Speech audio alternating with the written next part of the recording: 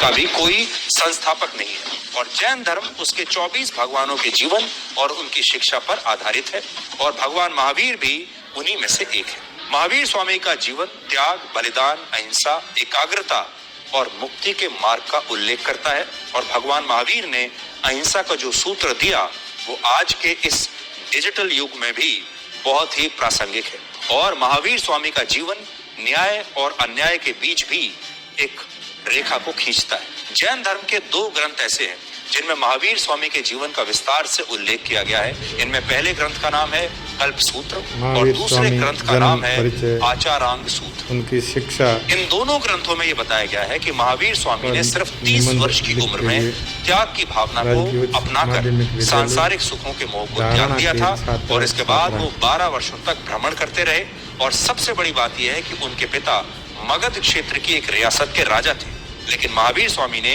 राजपाट का भी सम्मान किया और उन्होंने मुक्ति और अहिंसा के मार्ग को भी विस्तार दिया। इसके अलावा उन्होंने अपने उपदेशों में 3 विचारों पर बल दिया था।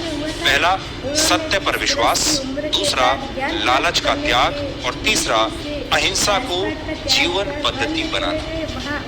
और महावीर स्वामी बौद्ध धर्म के संस्थापक गौतम बुद्ध के समकालीन थे, यानी जिस दौर में गौतम बुद्ध ने बौद्ध धर्म की नींव रखी और उपदेश दिए, उसी दौर में महावीर स्वामी ने भी जैन धर्म का विस्तार किया था। और इससे भी बड़ी बात यह है कि महात्मा गांधी महावीर स्वामी को अहिंसा का सबसे बड़ा सिपाही बताते हैं और आजादी के आंदोलन के दौरान जब महात्मा गांधी ने अहिंसा के विचार को अपना सबसे बड़ा अस्त्र बनाया तो उसका आधार जब गाय नहीं मिली तो वह वापस वहाँ आया, लेकिन गाय स्वामी के पास बैठी थी। उन्होंने सोचा कि वह उसे परेशान करने के लिए उसने उसको काटने के लिए छड़ी निकाली, तभी भगवान प्रकट हुए। वह उन्होंने कहा कि मुझे मत करो, फिर ग्वाला माफी मांगी।